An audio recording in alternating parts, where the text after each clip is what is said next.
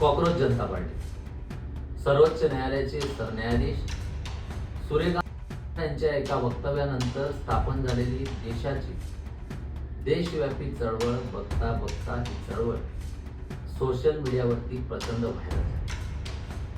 Cockroach जनता पार्टीच्या अकाउंट्सला अवघ्या काही दिवसांमध्ये कोट्यावधी फॉलोअर्स मिळाले. या चळवळीचे फाउंडर म्हणजे मूळचे महाराष्ट्राचे संभाजीनगरचे अभिजित दिपके, जे अमेरिकेतल्या बोस्टन इथं आपलं उच्च शिक्षण घेत आहे. ते इतक्या दिवसांपासून ही चळवळ अमेरिकेमधून चालवत होते, पण आता कॉक्रोच जनता पार्टी ही फक्त सोशल मीडियावरती न राहता ती रस्त्यावरती उतरली. अभिजित दिपके भारतात परत आले असून त्यांनी देशाची राजधानी दिल्लीत आंदोलनाला मोठ्या प्रमाणावरती सुरुवात केली.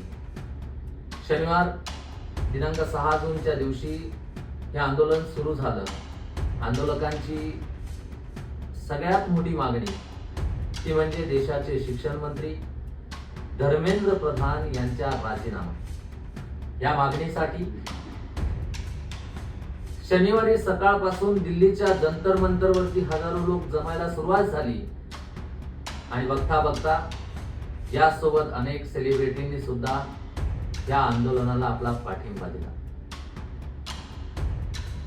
सध्या नेमकं काय घडतंय, कॉक्रोच जनता पार्टी कशा प्रकारे आंदोलन करते, हे आंदोलन किती मोठं होऊ शकतं पाहूयात आपल्या या आजच्या व्हिडिओ मधून. नमस्कार, मी कल्पेश आणि तुम्ही बघत आहात रायझिंग स्टार कल्पेश. कॉक्रोच जनता पार्टीच्या देशाच्या परीक्षांमधील गैरव्यवहार आणि घोटाळ्यांच्या मुद्द्यावरून थेट केंद्रीय मंत्री धर्मेंद्र प्रधान यांच्या राजीनाम्याची मागणी केली. शिक्षण व्यवस्थेतील त्रुटी सुधारण्यासाठी आणि विद्यार्थ्यांच्या हक्कासाठी आंदोलनाची हाक ही कॉक्रोच जनता पार्टीकडून देण्यात आली. कॉक्रोच जनता पार्टीचे संस्थापक मूळचे संभाजीनगरचे अभिजित दिपके यांनी एज्युकेशन मिनिस्टर मस्ट रिझाइन म्हणत या मोहिमेला सुरुवात केली. त्यासाठी 6 जूनला दिल्लीतल्या जंतर मंतरवरती कॉक्रोच जनता पार्टीने आंदोलनाची घोषणा केली. या आंदोलनाला देशभरातून तरुण आणि इतर सामाजिक कार्यकर्त्यांचा मोठा पाठिंबा मिळाला. कॉक्रोच जनता पार्टीच्या आंदोलनाला पाठिंबा देताना सामाजिक कार्यकर्ते सोनम वांगचुक यांनी एक्स वरती याबाबत पोस्ट केली. याचबरोबर शेअर केलेल्या व्हिडिओमध्ये ते म्हणाले की शनिवारी मी पुन्हा सर्वांना भेटायला लडाखहून दिल्लीला येतोय. जंतर मंतरवरती तुमची भेट घेईन, पण जर उद्या कोणत्याही कारणास्तव तुम्हाला जर का अटक झाली तर मला एक असं पाऊल उचलावं लागेल, पाऊल उचलण्यास भाग पाडलं जाईल जे उचलण्याची माझी इच्छा देखील नाही.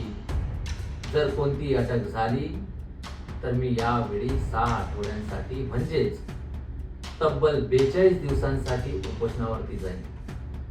यामुळे अभिजित दिपके यांनी कॉक्रोच जनता पार्टीच्या कोणत्याही सदस्याला पोलिसांनी अटक केली तर थेट उपोषणाचा इशारा सोनम वांगचुक यांनी दिला आहे.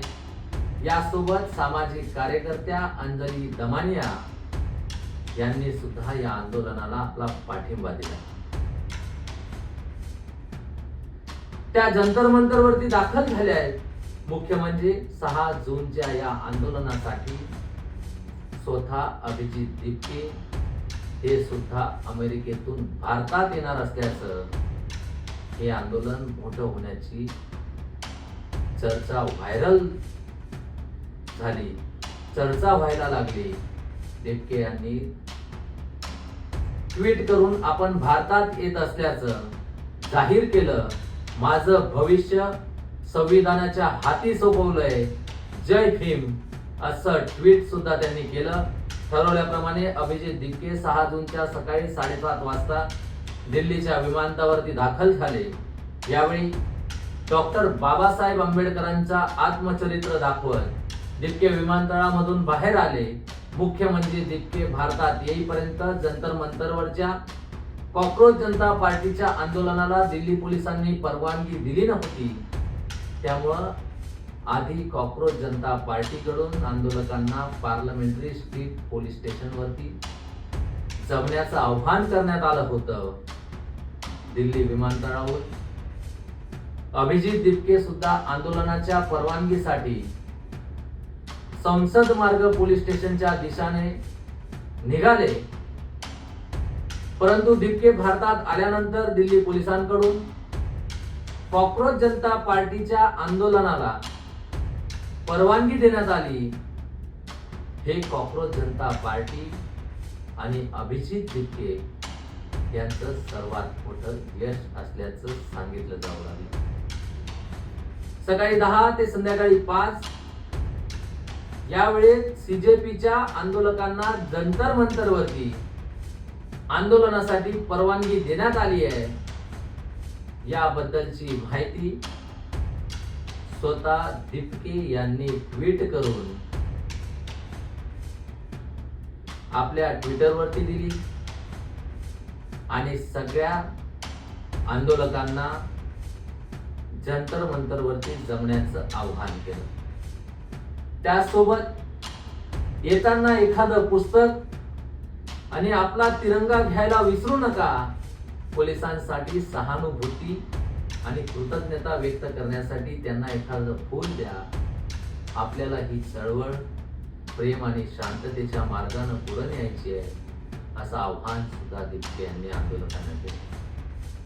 कॉक्रोच जनता पार्टीकडून करण्यात येणारं हे आंदोलन शांततापूर्ण मार्गाने असेल.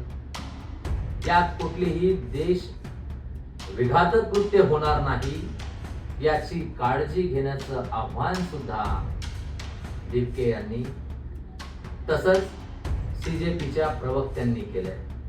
ट्रोल करणाऱ्या, वातावरण खराब करण्याचा प्रयत्न करणाऱ्या लोकांसोबत भांडण करू नका, उपाशीपोटी आंदोलनाला येऊ नका अशी सूचना कॉक्रोच जनता पार्टीकडून आंदोलकांना करण्यात आली.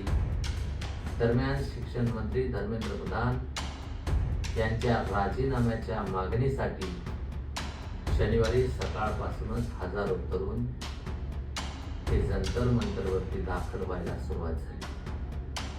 काही वेळातच इथं हजारो तरुणांची मोठी गर्दी केली. धर्मेंद्र प्रधानांच्या राजीनाम्याची मागणी करणारे पोस्टर्स यावेळी आंदोलकांकडून दाखवण्यात आले. कॉक्रोच आ रहे हैं और धर्मेंद्र जा रहे हैं अशा घोषणा सुद्धा यावेळी आंदोलकांकडून देण्यात आल्या.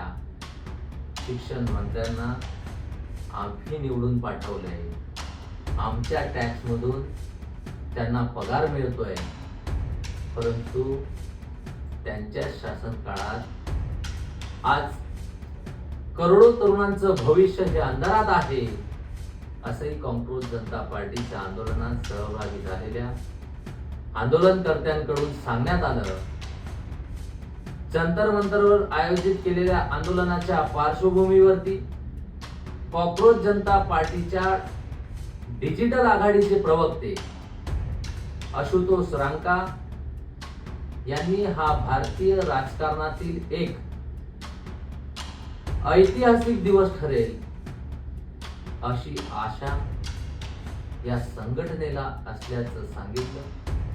तसंच सीजेपीचे प्रवक्ते सौरव दास यांनी हे राजकीय आंदोलन नाही तर ही विद्यार्थ्यांची चळवळ आहे.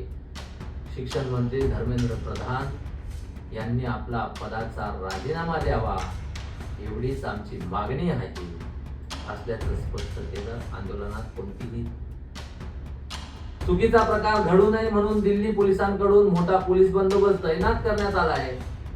1000 पेक्षा जास्त पोलिसांची फौज सध्या जंतर मंतरवरती आणि आसपासच्या परिसरात तैनात करण्यात आली असून खबरदारीचा उपाय म्हणून